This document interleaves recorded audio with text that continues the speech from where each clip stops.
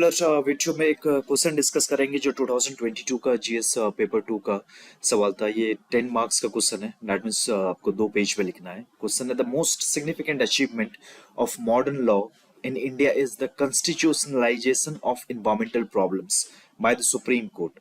Discuss this statement with relevant case laws. अब इस particular question में जो आपका डिमांड है कि द मोस्ट सिग्निफिकेंट अचीवमेंट क्या है of modern law is the constitutionalisation of environmental problems by the Supreme Court. Discuss the statement with relevant case laws. बस इसमें आपको सुप्रीम कोर्ट के केसेस के बारे में जो एनवायरमेंट प्रॉब्लम्स रिलेटेड है उसके बारे में आपको मेंशन करना है।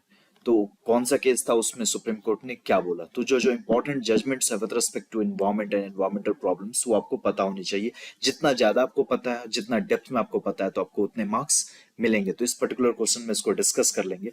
तो सबसे पहले जो इसका स्ट्रक्चर होगा कि आप इंट्रोडक्शन में आप कॉन्स्टिट्यूशनल प्रोविजन से स्टार्ट कर सकते हो। तो कॉन्स्टिट्यूशनल प्रोविजंस आपको रटे रटाए होने चाहिए, जो 21, 47, 48 ए और 51 ए जी है। तो ये सारे जो कॉन्स्टिट्यूशनल प्रोविजंस है ये आपका इंट्रोडक्शन का पार्ट हो गया। तो ये कॉन्स्टिट्यूशनल प्रोविजंस है। अब जैसे 47, 48 ए और 51 ए जी तो ठीक है। 21 में जो राइट टू क्लीन एनवायरमेंट है वो पार्ट हो चुका है राइट टू लाइफ का। ये सुप्रीम कोर्ट के जजमेंट में ही कहा गया है। तो राइट टू लाइफ जो आर्टिकल 21 है, that is right to life and personal liberty. तो right to clean environment, right to access to water, right to access to clean air is part and parcel of right to life. ये Supreme court ने कहा है, ठीक है। तो ये 4 particular articles है कॉन्स्टिट्यूशन के। अब सुप्रीम कोर्ट के वेरियस जजमेंट है, तो अब क्या है कि ये जो कॉन्स्टिट्यूशनल प्रोविजंस है इसको और डेप्थ मिल जाती है। जैसे बहुत सारे जजमेंट्स है जिसमें कहा गया है right to access to water is a part and parcel of right to life, right to clean air is a part and parcel of right to life. तो इससे और डेप्थ मिल जाती है। उसके अलावा जो जो इंपॉर्टेंट जजमेंट है जैसे एमसी मेहता जजमेंट, उसमें काफी सारे जजमेंट्स हैं अलग अलग केसेस से रिलेटेड। या फिर गोदावरमन केस है आपका, या फिर वेल्लोर सिटीजन्स वेलफेयर फोरम का एक केस है। तो ये सब जो इंपॉर्टेंट केस है वो आपको डिस्कस करना होगा। तो इसमें जो मेन कंटेंट है वो आपका है इंट्रोडक्शन में आप कॉन्स्टिट्यूशनल प्रोविजंस को लिख दोगे। फिर उसके बाद केस लॉज। केस लॉज मतलब जो जजमेंट्स हैं कोर्ट के। तो इंट्रोडक्शन में कॉन्स्टिट्यूशनल प्रोविजंस आ गया। उसके बाद वेरियस केस लॉज में कौन कौन केस है, उसमें सुप्रीम कोर्ट ने क्या क्या जजमेंट दिए। आप जितने ज्यादा केस लॉज को रेफर करोगे आपको उतने मार्क्स मिलेंगे। तो 6-7 केस लॉज यहाँ पे डिस्कस होने चाहिए। उसके बाद एक कंक्लूजन ये होगा कि various case laws have given depth to article 21 and other constitutional provisions. तो जुडिशियल एक्टिविज्म का काम क्या होता है कि मतलब one of the important feature क्या होता है कि कोई सा भी लॉ है या कोई सा भी कॉन्स्टिट्यूशनल प्रोविजन है उसको इस तरह से इंटरप्रेट करना ताकि उसकी डेप्थ या यूटिलिटी और इन्हांस हो जाए। यही काम होता है और यही किया भी है सुप्रीम कोर्ट ने various judgements with respect to environment and environment problems में। तो ये वाला चीज आप इंट्रोडक्शन या कंक्लूजन में कहीं भी डाल सकते हो। तो इंट्रोडक्शन में कॉन्स्टिट्यूशनल प्रोविजंस डाल लो, कंक्लूजन में जो बात मैंने आपको अभी बोली वो डाल लो, और मेन बॉडी में आपका वेरियस केस लॉज आ जाएगा। तो ये आपका स्ट्रक्चर हो गया। ये आपको समझ में आ गया होगा स्ट्रक्चर।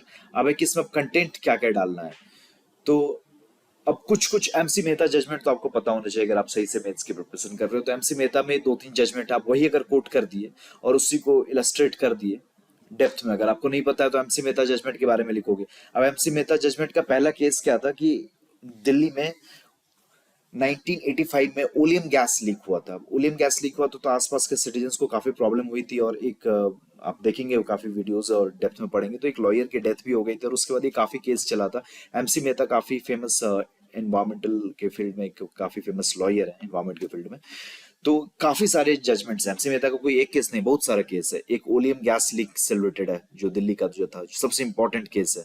उसके अलावा एक जो आप पहले पेट्रोल में लेड होता था तो अब लेड फ्री पेट्रोल के अब स्टार्ट हुआ, वो भी एक सेपरेट एमसी मेहता जजमेंट है।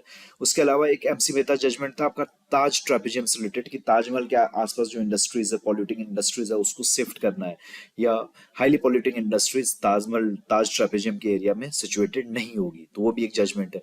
उसके अलावा काफी हेविली पॉल्यूटिंग टैनरीज को, लेदर इंडस्ट्रीज को कानपुर में बैन किया गया था कि गंगा पॉल्यूशन उतना ना हो। तो ये भी एक एमसी मेहता का जजमेंट है। तो एमसी मेहता का जजमेंट जो 4 इंपॉर्टेंट जजमेंट है, एक ओलियम गैस लीक से रिलेटेड था। ओलियम गैस लीक में जो सुप्रीम कोर्ट ने जजमेंट दिया था वो एब्सोल्यूट लायबिलिटी का दिया था। एब्सोल्यूट लायबिलिटी का मतलब ये हो गया कि कुछ भी अगर प्रॉब्लम होती है, जैसे यहाँ पे गैस लीक हो गई तो जिसकी वजह से सिटीजन्स को काफी दिक्कत हुई, किसी की मौत हो गई या किसी को कुछ डिजीज हो गई, लंग्स डिजीज हो गई, तो उसके लिए कंपेंसेशन देना, ये पूरी की पूरी लाइबिलिटी उस कंपनी की होगी जिसने ये गैस लीक करी है। तो there is concept of absolute liability on the polluter. तो ये कंसेप्ट दिया गया था एमसी मेहता जजमेंट में, जो ओलियम गैस लीक से रिलेटेड था। इसी में पब्लिक न्यूसेंस का भी कंसेप्ट दिया गया कि अब पब्लिक न्यूसेंस आप पढ़ते होंगे कि सीआरपीसी में पब्लिक न्यूसेंस के लिए रिलेटेड सेक्शंस है। अगर पब्लिक न्यूसेंस होता है तो जो मैजिस्ट्रेट होता है उस न्यूसेंस को रिमूव करता है। तो इन्वायरमेंटल डिग्रेडेशन भी एक पब्लिक न्यूसेंस है, ये सुप्रीम कोर्ट ने बोला था। और उसके अलावा यहाँ जो मैंने डिस्कस किया है, तो ओलियम गैस लीक आपको बता दिया। उसके अलावा एक M C Mehta judgement Ganga policy से रिलेटेड था, वो आपको बता दिया। एक ताज ट्रेपेजियम से रिलेटेड था कि ताजमहल के आसपास हेवीली पॉल्यूटिंग इंडस्ट्रीज नहीं होंगी। उसके अलावा एक गोदावर्मन जजमेंट है सुप्रीम कोर्ट में का, इसमें सुप्रीम कोर्ट ने क्या किया था कि काफी कंफ्यूजन होता था कि ये फॉरेस्ट है कि नहीं है।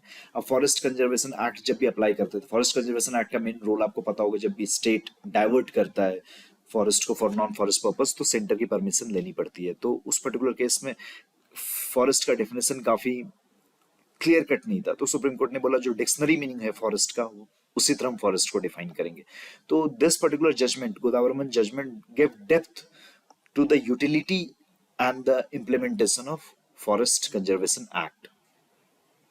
उसके अलावा एक Vellore citizen welfare forum case है, जिसमें सुप्रीम कोर्ट ने एक प्रिंसिपल दिया था, पॉल्यूटर पेज प्रिंसिपल। ये इसी पर्टिकुलर केस में दिया था। प्रिकॉशनरी प्रिंसिपल भी इसमें दिया था, लेकिन प्रिकॉशनरी प्रिंसिपल सबसे पहली बात जो एमसी मेहता का जो ताज ट्रेपेजियम केस था, उसमें सबसे पहली बार प्रिकॉशनरी प्रिंसिपल दिया गया था। उसके अलावा दिल्ली में बहुत सारे जजमेंट्स आए थे, दिल्ली से रिलेटेड सुप्रीम कोर्ट के द्वारा जजमेंट्स आए थे। फायर क्रैकर्स को बैन करना, 10 ईयर ओल्ड डीजल व्हीकल या फिर 15 ईयर ओल्ड पेट्रोल व्हीकल को बैन करना। ईपीसीए जो एनवायरमेंट पॉल्यूशन कंट्रोल अथॉरिटी था, अब तो उसको हटा के commission on air quality management बना दिया गया। तो ये बॉडी भी सबसे पहले सुप्रीम कोर्ट के ऑर्डर पे बनी थी। कैंपा भी इवन सुप्रीम कोर्ट के ऑर्डर पे पहले बनी थी, उसके बाद में एक्ट बनाया गया था। उसके अलावा ग्रेडेड रेस्पॉन्स एक्शन प्लान भी जो पॉल्यूशन से रिलेटेड है, दिल्ली पॉल्यूशन को कर्व करने से रिलेटेड है, ये भी सुप्रीम कोर्ट के जजमेंट के बाद ही बनी थी। उसके अलावा सुभाष कुमार वर्सेस बिहार केस में क्या बोला था कि right to clean water and air is a part and parcel of article 21। Narmada Bachao Andolan में बोला था कि access to water is inherent in article 21। उसके अलावा Kunwar B Bharucha versus excise commissioner case में सुप्रीम कोर्ट ने क्या बोला था कि एक आर्टिकल 19 है, 19 में एक है कि right to freedom of trade and profession, वो भी इंश्योर करना है। इन्वायरमेंटल प्रोटेक्शन वो भी इंपॉर्टेंट है। तो दोनों के बीच में जुडिशियस बैलेंस होना बहुत जरूरी है। ये कुंवर B Bharucha versus excise commissioner में सुप्रीम कोर्ट ने बोला था। तो ये सारे केस लॉज हैं और इनमें आप कंक्लूड कर देंगे। तो ये स्ट्रक्चर आपको समझ में आ गया, कॉन्स्टिट्यूशनल प्रोविजंस, फिर केस लॉज, और उसके बाद आपका हो गया एक बढ़िया सा कंक्लूजन जो आपका इसेंस समझा देता होगा इस सवाल का। तो कॉन्स्टिट्यूशनल प्रोविजन सबको पता होगा, कंक्लूजन कोई भी लिख लेगा। जितने ज्यादा आपको जजमेंट्स पता होंगे उतना आपके लिए बेनिफिशियल होगा। So this is all. इस वीडियो को मैं यहाँ पे एंड करता हूँ।